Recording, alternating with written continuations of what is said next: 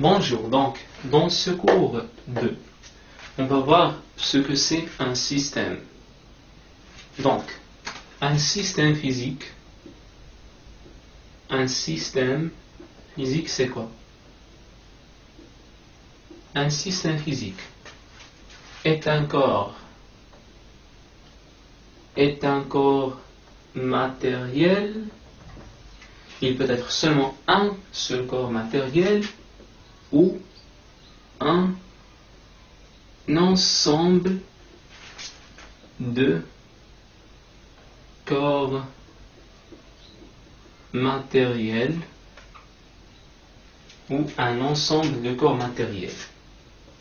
Ces corps matériels peut être quoi? Ça peut être des particules, des atomes, des molécules, etc. Donc, quand on désire étudier, on veut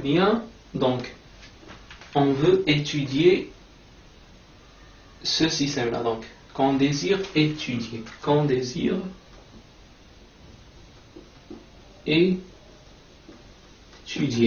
c'est quoi étudier? Étudier, c'est-à-dire, c'est quoi étudier ce système? C'est-à-dire décrire ce système, décrire l'évolution de ce système, l'évolution. Donc étudier, c'est-à-dire décrire l'évolution, décrire ou prévoir, ou les deux. Donc, c'est-à-dire décrire et ou prévoir l'évolution dans quoi? Dans le temps et dans l'espace.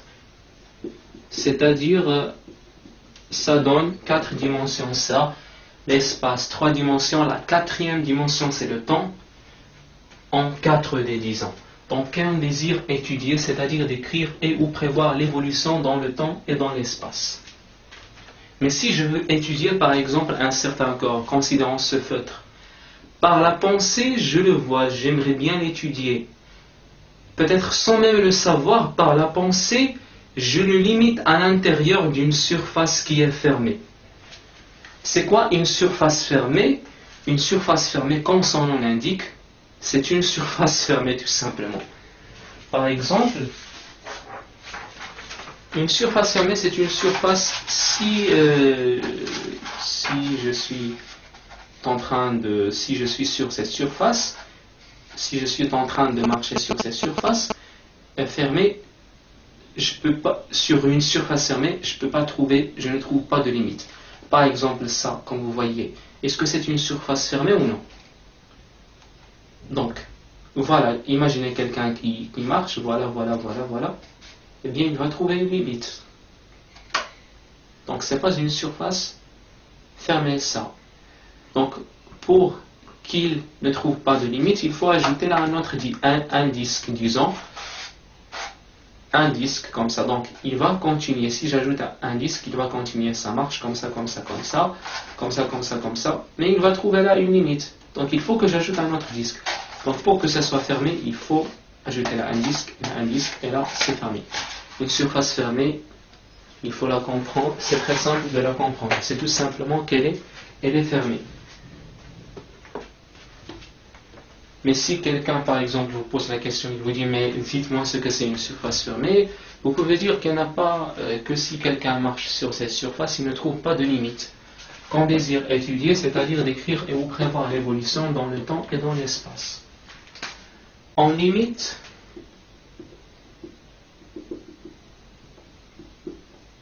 ce système par la pensée à l'intérieur d'une surface fermée. En fait, cette surface fermée peut être aussi réelle. Par exemple, des parois. Donc, on limite ce système par la pensée à l'intérieur d'une surface fermée. Voilà, c'est tout. Donc, maintenant, par exemple, revenons à notre système qui est le feutre. Si je considère, par la pensée, je place, le système, il est à l'intérieur d'une surface fermée. Ce qui est extérieur à cette surface, tout ce qui est extérieur à cette surface, constitue ce qu'on appelle tout simplement le milieu extérieur. Par exemple, moi, si je me considère comme étant un système, je veux m'étudier. Tout ce qui est extérieur, donc je veux m'étudier, c'est-à-dire que je me place à l'intérieur d'une surface fermée. Donc je me place à l'intérieur d'une surface fermée. Tout ce qui est extérieur à cette surface fermée constitue ce qu'on appelle le milieu extérieur. C'est-à-dire que cette caméra, ça fait partie du milieu extérieur. Une chaise qui est là fait partie du milieu extérieur. L'air fait partie du milieu extérieur. Bien sûr, je ne parle pas de l'air que j'ai. Oui, donc l'air extérieur fait partie du milieu extérieur. Vous comprenez, tout ce qui est extérieur fait partie du milieu extérieur. Autrement dit, le reste de l'univers. Entendez bien, je dis le reste de l'univers. Où est l'autre reste? L'autre reste, c'est tout simplement le système, moi. Bon, je me considère comme étant un système, c'est pour cette raison que je dis moi. Bon, le système plus le milieu extérieur constitue ce qu'on appelle l'univers, thermodynamiquement parlant. L'ensemble, donc je vais écrire l'ensemble des corps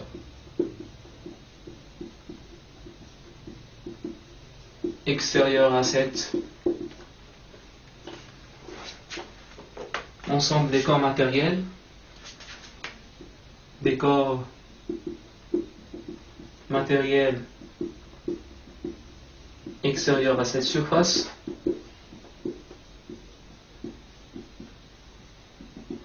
constitue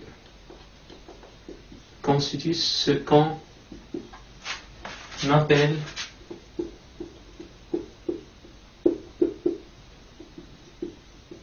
l'univers. Non! Et attention, constitue ce qu'on appelle le milieu extérieur. L'ensemble des corps matériels extérieurs à cette surface constitue ce qu'on appelle le milieu. J'ai écrit l'univers parce que j'étais en train de parler de l'univers. Ça a resté quelque part là dans ma tête et je l'ai écrit. Donc à cette surface constitue ce qu'on appelle le milieu extérieur. Autrement dit, le reste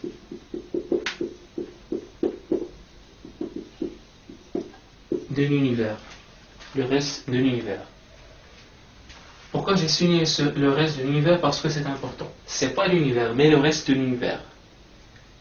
L'autre partie de l'univers, ce reste-là, plus le système, constitue ce qu'on appelle l'univers. Donc, système plus le milieu extérieur est égal